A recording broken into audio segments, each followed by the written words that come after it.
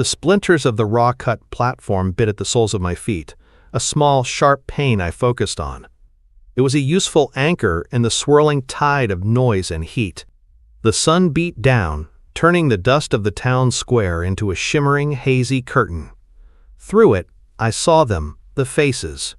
Leering, curious, mocking. A sea of them, sunburnt and hard, their judgment as plain as the grime under their fingernails. They called me the China doll, but the words were coded in something ugly. It wasn't a compliment. It was a label for a thing, something foreign and breakable. I was neither. I had learned long ago that to survive, you must be like water, shapeless, clear, and capable of wearing down stone over time. So I stood, my back straight, my chin level, and let their words wash over me. I built a wall inside myself, brick by slow brick, with every jeer and cackling laugh. It was a tall, sturdy wall, and behind it, I was still myself.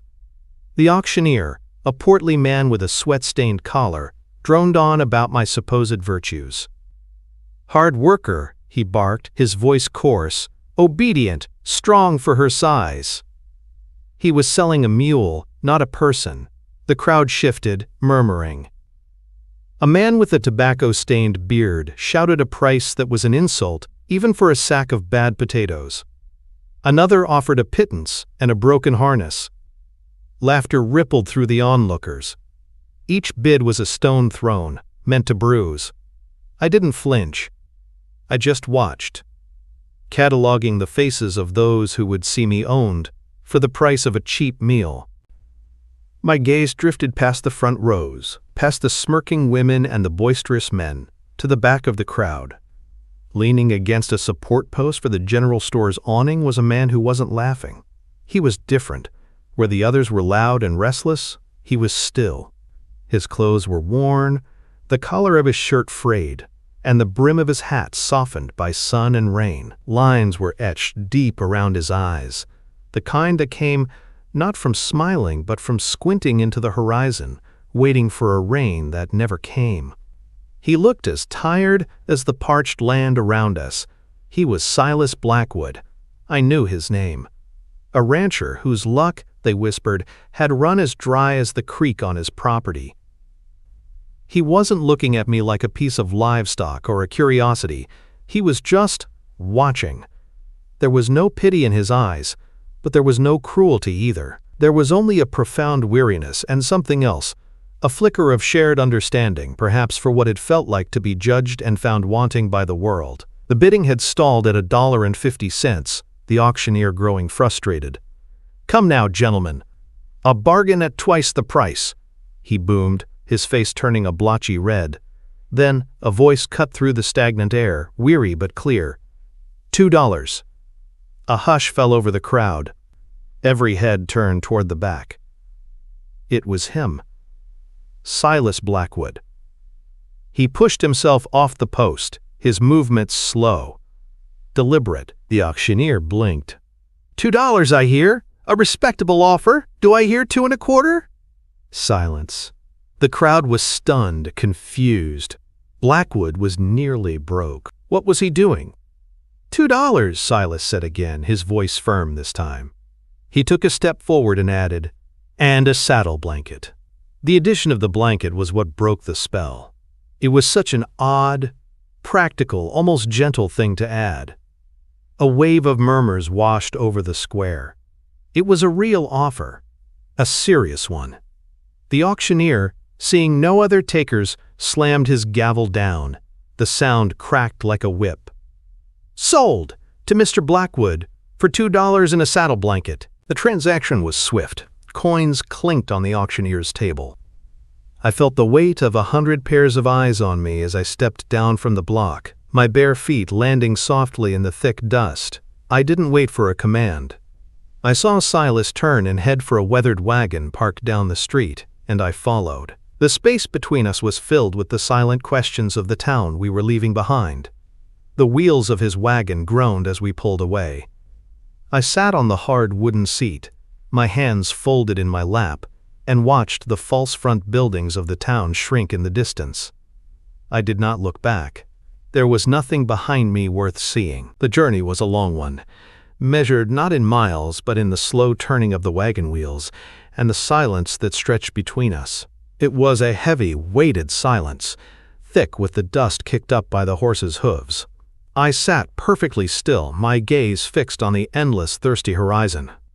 I did not look at the man beside me, but I was aware of him in every way a cornered animal is aware of the one who holds the cage door. I watched the way his calloused hands held the reins, steady, competent, without a tremor of impatience. I listened to the rhythm of his breathing, slow and even, matching the plodding gait of the horses. He smelled of dust, leather, and a deep, abiding weariness that seemed to have settled into his very bones. There was no menace in his silence, but the absence of a threat is not the same as the promise of safety. I had learned that lesson many times over. The wall I had built around myself on that auction block remained, brick by careful brick. I waited. As the sun began to dip low, painting the sky in bruised shades of purple and orange, we turned off the main path onto a barely there track. We arrived not at a destination, but at a place that felt like a pause at the end of the world. This was his homestead. It was not a place of prosperity. The whispers in town hadn't lied about that. The barn sagged, leaning into the wind like a tired old man. The fences were patched and repatched, and the earth around the small house was cracked and barren. But it was standing. The house, though weathered to a silver gray, had a straight roof and glass in its windows. It was dilapidated, yes, but it was not defeated. Like the man who called it home, it had endured. Silas Blackwood brought the wagon to a stop and simply sat for a moment, his gaze sweeping over the property with an expression I couldn't quite read. It wasn't pride, and it wasn't shame. It was a look of tired acceptance, of knowing every flaw and loving it anyway. He finally climbed down, his movements stiff, and came around to my side of the wagon. I braced myself, but he only gestured toward the house. "The well is out back," he said, his voice raspy from disuse. "Pump works. There's food in the pantry. Not much, but it's there." I slid down from the seat, my feet landing silently on the hard-packed dirt. I followed him inside. The interior was sparse and shadowed, furnished with only the most necessary things: a table, 2 chairs, a cold hearth, and a narrow bed in the corner. He gestured vaguely at the room. "You can sleep where you like," he said, his back mostly to me as he busied himself with a lantern. He struck a match, and a soft, yellow light bloomed, chasing the deepest shadows away. He finally turned to face me, his eyes meeting mine in the dim glow. The lines on his face seemed deeper now, carved by a history of hardship I was just beginning to understand. "You don't owe me nothing," he said, the words plain and solid. They landed in the quiet room with the weight of truth. "I didn't buy you, I just paid off the auctioneer." I stared at him. The wall inside me, so carefully constructed, trembled. A single brick loosened. It was the most profound thing anyone had ever said to me. He was erasing the transaction, wiping clean the slate of ownership I had been bracing myself for. He must have seen the disbelief on my face. He gave a short, almost imperceptible nod.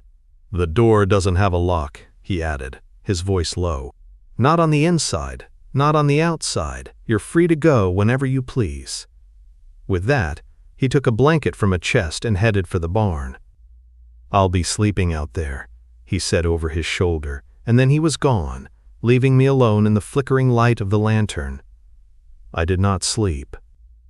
I sat in one of the wooden chairs all night, listening to the house settle and the wind whisper around the eaves.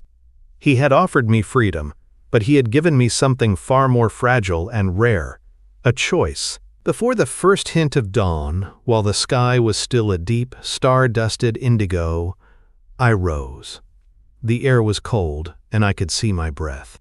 I moved about the small house with a quiet purpose, finding kindling beside the hearth, a small piece of flint, and a fire steel. My hands were steady as I worked, striking the steel, catching a spark, nursing the tiny ember into a small, hungry flame.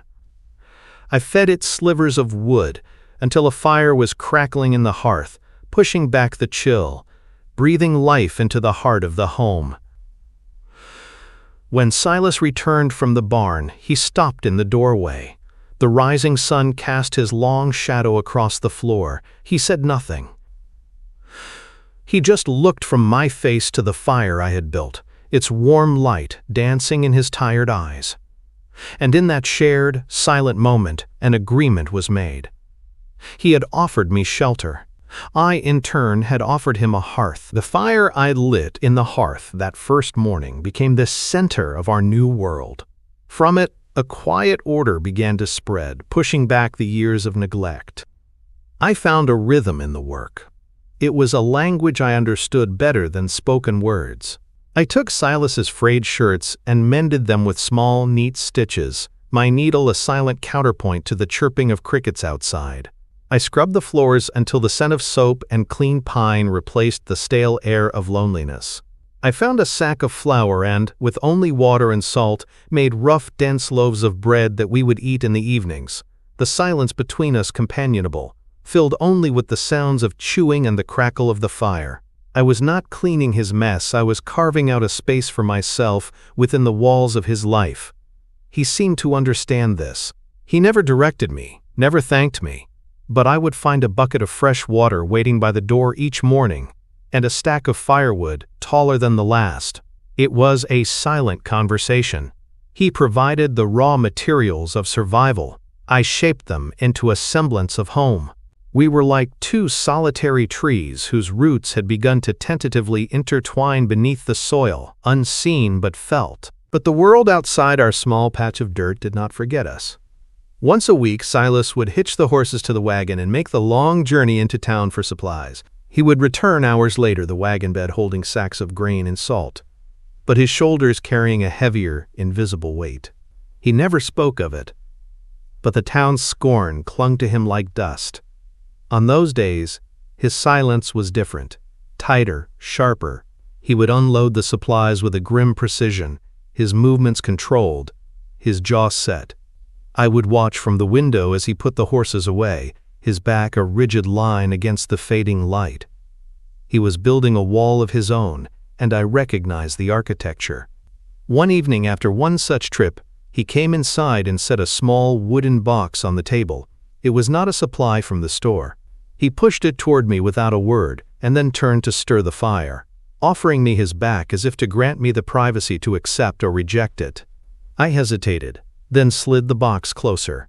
Inside, nestled on a piece of clean cloth, were 2 tallow candles, a spool of sturdy twine, and a small paring knife with a worn wooden handle, its blade honed to a silver glint. It was not a gift of sentiment or romance. It was a gift of profound practicality. They were tools. Tools for creating, for mending, for bringing light to the darkness. I lifted the knife. The handle was smooth, shaped by the grip of another's hand over many years. I looked at his back, at the stoop of his shoulders, and I knew, without him having to say it, that this was his mother's.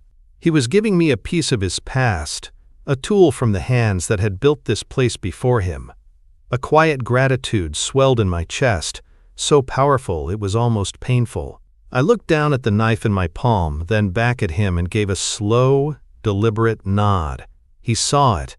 A tension I hadn't even noticed in his shoulders seemed to ease. The unspoken had been understood.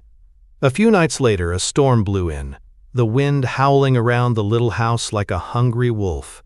A shutter on the north-facing window, its leather hinge long rotted, tore loose and began to slam against the side of the house with a violent, rhythmic banging. It was the sound of the world trying to break in. Silas rose from the table at the same moment I did. We didn't speak. He grabbed a hammer and a handful of nails. I lit the lantern. Outside, the wind whipped my hair across my face and tried to steal the breath from my lungs. He wrestled the heavy shutter, pressing it back into place against the force of the gale.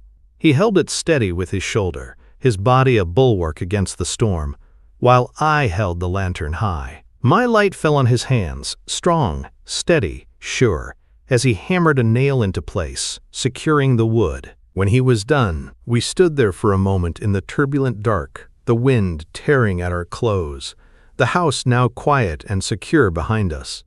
He looked at me, and I at him, the lantern light flickering between us. It was more than a repaired shutter. It was a declaration.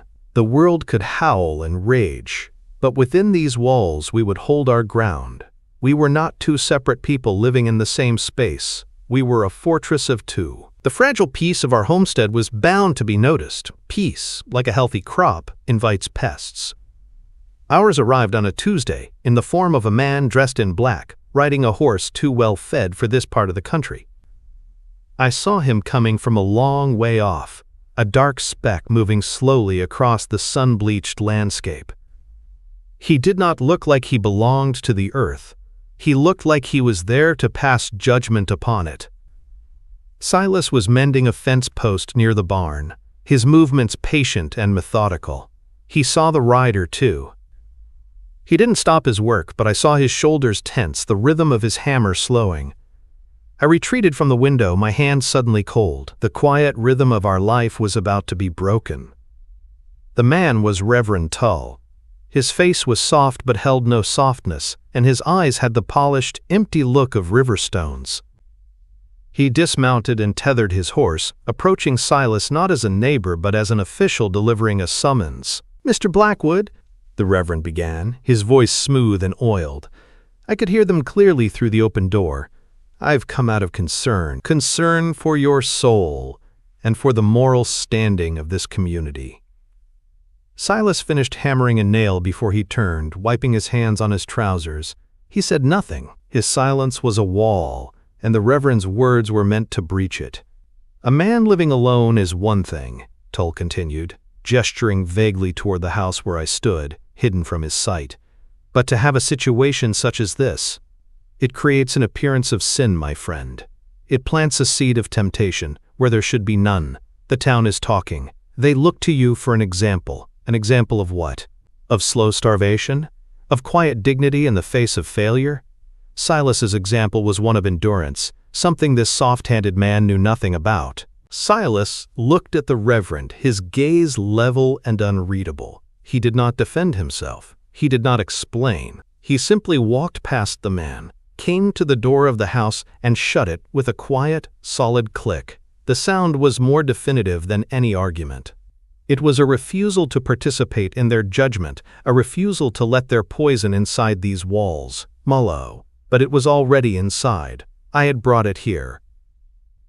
That night, the silence was heavier than ever. Silas ate his meal, his face a mask of stone. He was absorbing the town's venom for my sake. I was the situation. I was the temptation. I was a stone tied around the neck of a drowning man, pulling him deeper into the town's scorn. The bread I had baked that morning tasted like ash in my mouth. When he had gone to the barn, I knew I could not let this stand.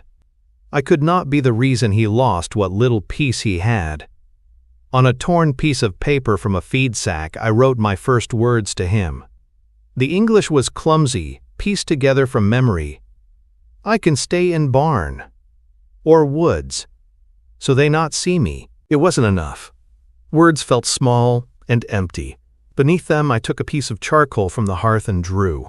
My hand moved with a certainty I did not feel. I drew 2 trees.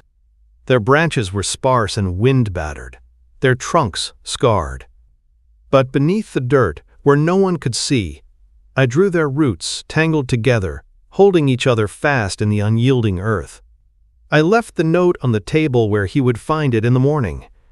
The next day he left for town earlier than usual. He returned not with supplies but with a small package wrapped in brown paper. He placed it on the table, right over the spot where my note had been. He did not look at me as he unwrapped it. Inside were 2 objects: a silver hair comb, simple and elegant, and a small handheld mirror with a polished tin backing. They were items of vanity, but this was not an act of vanity. This was an answer.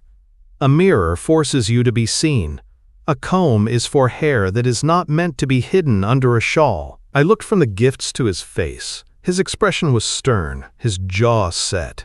He was not angry with me. He was angry at a world that would make me want to disappear. He finally met my gaze, and the weariness in his eyes was replaced by a fierce, protective fire. "You don't hide," he said, his voice low and rough. "Not for me, not for them." He was not just giving me a comb and a mirror. He was giving me back my own face. He was telling me I had a right to be seen. I picked up the silver comb, its weight cool and solid in my hand. It felt like a shield. The silver comb became a morning ritual. In the quiet moments before the sun had fully crested the hills, I would sit by the window and draw it through my hair, the silver cool against my scalp. It was an act of defiance, a claiming of myself. The mirror Silas had given me showed me a face that was my own, not the china doll from the auction block. But the world outside had other names for me. Hacha, hachafa, ochacha, achafa, hachafa. The first blow came not against flesh, but against wood. It landed with a sharp crack in the dead of night, jolting us both from sleep. In the morning, we found it on the porch. A rock, heavy and jagged, lay beside a splintered gash in the floorboards. Beside it, drawn in crude charcoal, was a caricature of a face with slanted lines for eyes and a wide, foolish grin. Their hatred was a clumsy, blunt thing, wielded by cowards under the cover of darkness. Silas stared at it, his face like thunder. A muscle in his jaw worked, and for a moment I saw a violence in him I had not seen before, a desire to ride into town and meet their ugliness with his own. But it passed. He let out a slow breath, his shoulders slumping with a familiar weariness. He picked up the rock and hurled it far out into the scrubland, then knelt with a sigh to inspect the damaged porch. "Leave it," I said, my voice quiet. He looked up at me, his eyes questioning. "It is only wood," I explained. "I can fix it," he said, his voice rough with contained anger. He reached for his tools, his instinct to mend, to erase the insult. He looked at me, his gaze softening. "You don't have to fix things just because they're broken," he said, and I knew he was not just talking about the porch. He was talking about me, about his life, about the crumbling world around us. He was telling me that I did not have to bear the burden of repairing it all. Shikotuhi at Zremenahilti Selhuhi at Zremenahilti. I met his gaze, and for the first time a full sentence rose from the quiet place inside me, clear and certain. "Neither do you," I said. The words hung in the air between us. It was an acknowledgement, a confession. I saw in his eyes that he understood. We were both broken in our own ways, and we were both stubbornly trying to mend the world around us because we didn't know how to mend ourselves. In that moment, the wall between us didn't just have a loose brick. A whole section of it crumbled to dust, but the town's cruelty, once given voice, grew bolder. A few days later, a word was carved into the weathered gray wood of the barn door. It was a vile word, one meant to strip away my humanity and his dignity in a single, hateful stroke. Silas saw it first. He sanded it away with a furious energy, his arms straining until the wood was pale and new, like a fresh wound. Then came the bird, a small brown sparrow, its neck broken, left on our doorstep like a pagan offering. A warning. This was different from the rock or the word. This had been a living thing. Its small, still body was a message of what they believed they had the power to do. That evening, Silas did not eat. He stood by the window, staring out into the encroaching darkness. The silence in the room had teeth now. "Mei," he finally said, his back still to me. "There's a stagecoach that leaves from Harmony Creek every Thursday. It goes east. I have enough to buy you a ticket. You could be gone from here." He was offering me an escape. He was offering to stand alone and face the storm that had gathered because of me. He was trying to protect me by sending me away. I looked at his rigid back, at the man who had faced down a mocking crowd for me, who had shut a door on a holy man for me, who had sanded away their hate with his own two hands. I walked to the door and looked out at the vast, dark land. "They can't hurt what they don't own," I said, my voice steady. "Man." He turned slowly, a question in his eyes. "Man. They threw a rock at your porch," I clarified. "They carved a word on your barn. They killed a bird that belonged to the sky. They do not own me." I was not his property to protect. I was not his sin to bear. I was a person, standing on my own 2 feet on his land, and I would not be driven away by the shadows.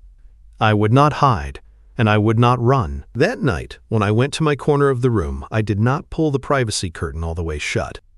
I left it open just a crack, a silent sliver of light from the banked fire cutting through the darkness. It was not an invitation. It was a statement.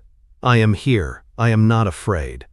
We faced this together. The town's anger, having festered in whispers and escalated through cowardly acts in the dark, finally found a face. It belonged to Maynard Briggs, a man who had once been a deacon under Reverend Tull and who carried his piety like a cudgel. He arrived not on a fine horse, but on his own 2 feet, his face flushed with self-righteous fury. Silas was splitting wood near the side of the house, the rhythmic thump of the axe, a familiar part of our daily soundscape. Briggs marched right up to him, his fists clenched at his sides. I watched from the kitchen window, my hands gripping the edge of the sink. "Blackwood!" Briggs's voice was a nasal bray, loud enough for the whole valley to hear.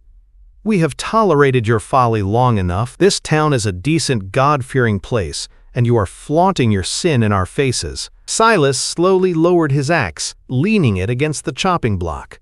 He turned to face the man, his body relaxed but his eyes wary. "This is my land, Maynard," he said, his voice dangerously quiet. "You're trespassing." "Your land?" Briggs spat. "You're poisoning it." "You bring a heathen woman into your home, live in open defiance of morality, and you think there won't be consequences? You bring ruin on yourself, and you'll bring it on all of us. The Lord does not look kindly on such filth." Filth. The word struck me harder than the stone on the porch. I was not just a temptation or a situation anymore. I was a contamination. "The only ruin I see," Silas said, his voice flat and cold, "is the kind men like you bring, full of judgment and empty of grace. Now get off my property." "This ain't over," Briggs snarled, jabbing a finger in Silas's direction. "The good people of this town won't stand for it. We'll cleanse this stain ourselves if we have to."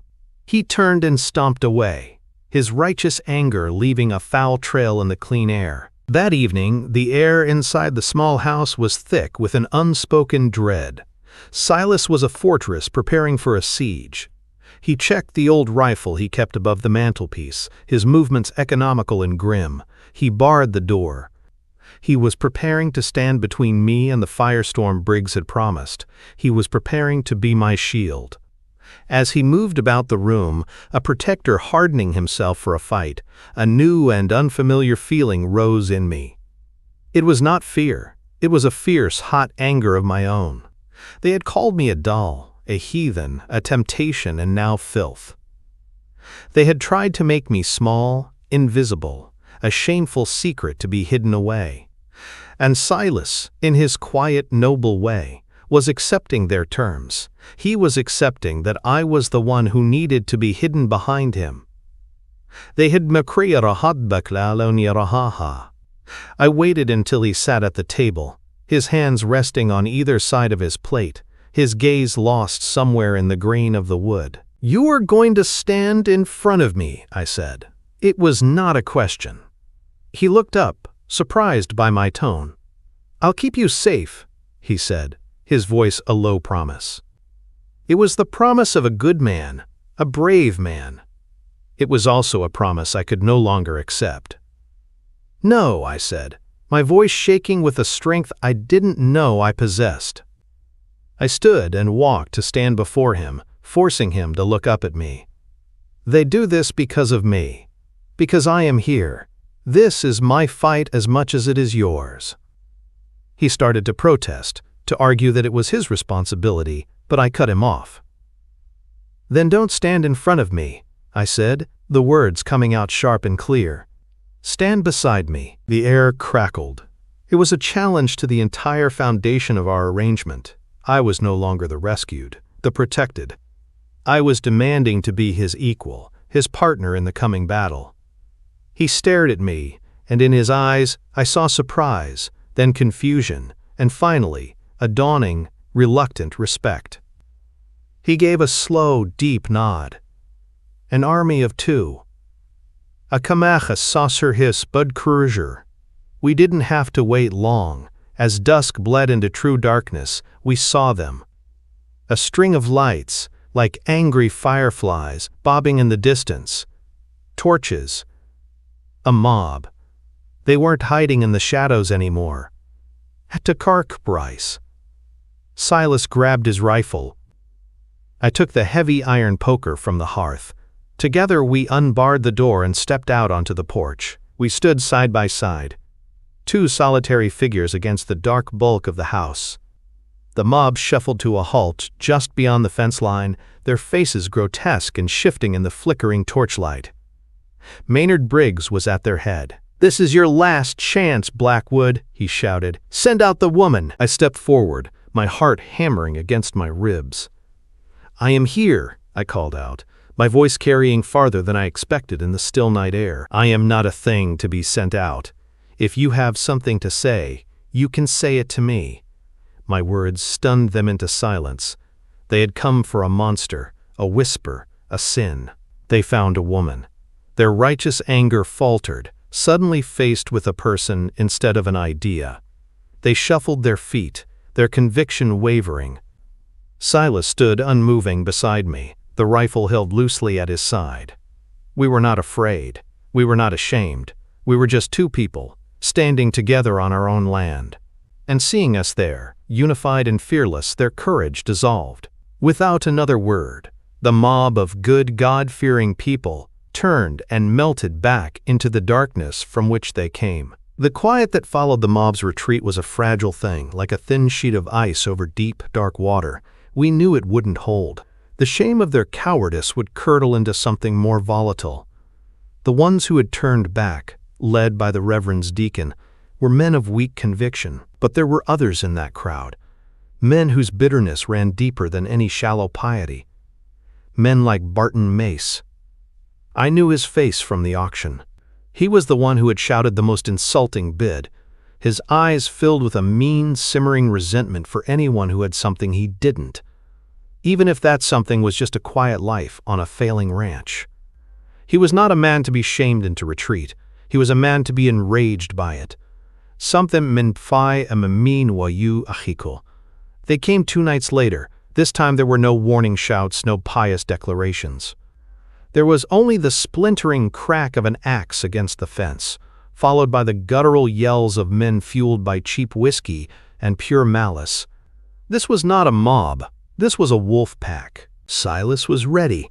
The moment the first sound broke the stillness, he was moving, pressing the rifle into my hands. "Stay inside. Bar the door," he commanded, grabbing the heavy axe from beside the hearth. But I remembered my words. "Stand beside me." I shook my head, my grip tightening on the cool wood and steel of the rifle. No.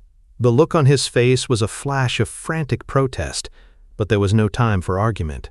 The porch door burst inward, and Barton Mace filled the frame, his face a twisted mask of hate in the moonlight. He held a length of rope in one hand and an axe in the other. "Time to cleanse this place with fire," he snarled. What happened next was a blur of chaos and desperation. Silas met Mace head-on, the sound of his axe handle connecting with bone sickeningly loud. I raised the rifle. The weight was unfamiliar, but steady in my hands. Another man lunged through the doorway, and I fired. The explosion was deafening in the small room, the recoil jarring my shoulder. The man cried out and stumbled back, clutching his leg. The fight spilled out into the yard. It was brutal and ugly. These men were not trying to scare us. They were trying to break us, to burn us out, to erase us from the land. But they underestimated us. They saw a worn-down rancher and a small foreign woman. They did not see the two people who had forged a partnership in silence and solitude, who had nothing left to lose and everything to defend. Silas fought like a cornered bear, a silent, desperate fury in his movements.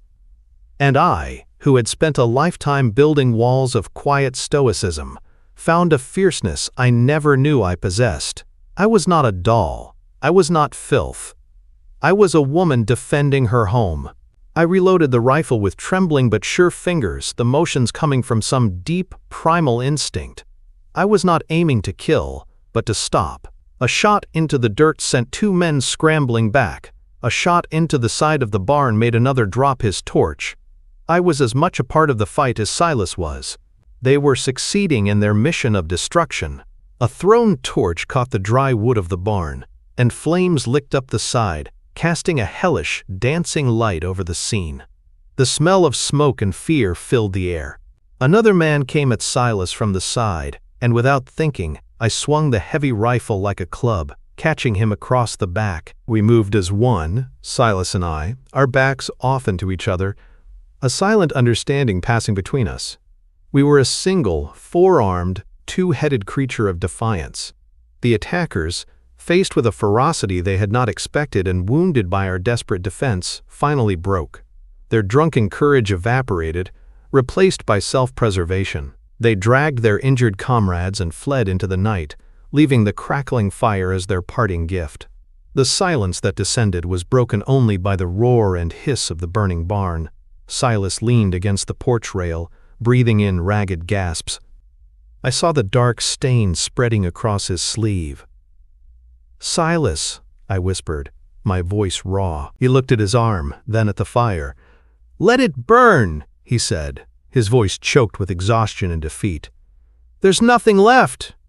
But he was wrong. I looked from his wounded body to the house that was still standing, to the ground we had just defended. I thought of the mended shirts, the worn paring knife, the silver comb. "No," I said, my own exhaustion forgotten, replaced by a stubborn, unyielding will. I grabbed the water buckets from by the well. "We save what we can." He stared at me as if seeing me for the first time. Then, grimacing against the pain, he pushed himself off the rail and picked up the second bucket. We would not be reduced to ashes, not tonight. In the gray, smoky dawn, our world was a landscape of black bones and bruised earth.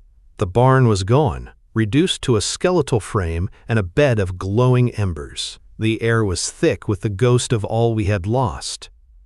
But the house still stood. We had saved it.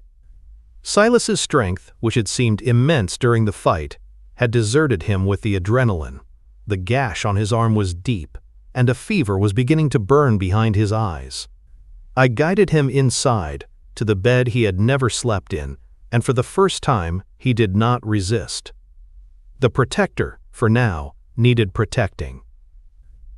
The days that followed fell into a new rhythm, one defined not by chores, but by care.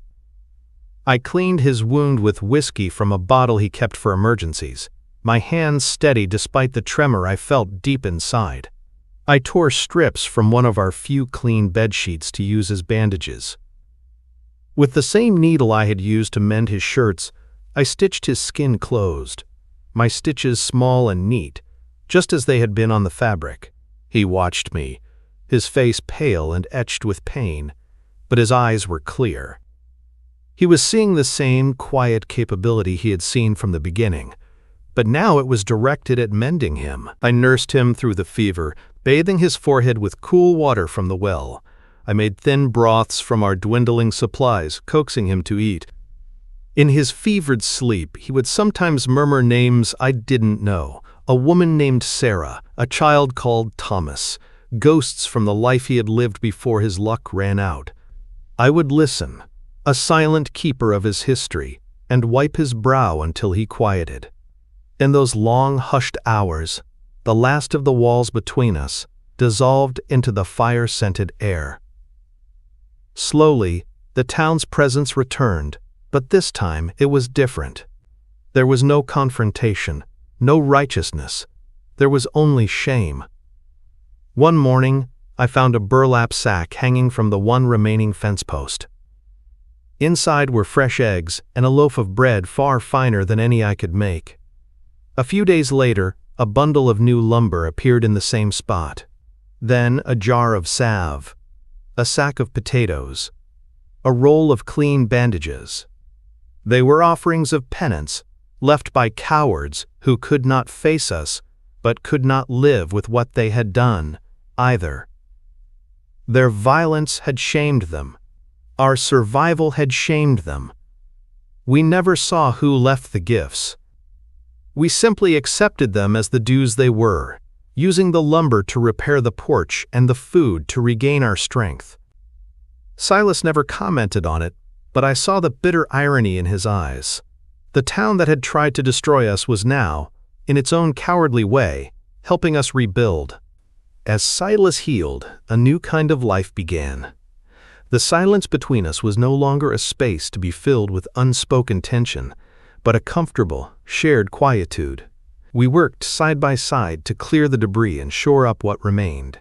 The rhythms of our days were in sync, the swing of his hammer and the scrape of my hoe in the small garden I had started. We were building not just a home from the ashes, but a life. In the evenings, we would sit on the repaired porch and watch the sun set, a spectacle of quiet beauty over the land that had nearly consumed us. One evening, as the sky turned a soft rose gold, Silas reached over and took my hand. His palm was rough and calloused, mine smaller but no less hardened by work. He didn't say anything. He didn't have to. In that simple touch was everything. The auction block, the fire, the unspoken agreements, the shared fight, the quiet healing. It was a profound, unshakable love that had grown in the most barren of soils, a love that needed no words to be true. Years passed.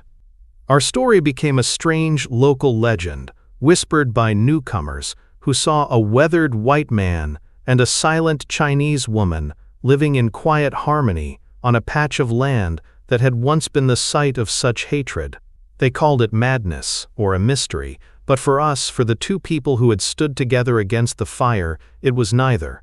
We had found something far rarer than love, something harder won than peace. In the ashes of a violent world, we had built a life. We called it grace.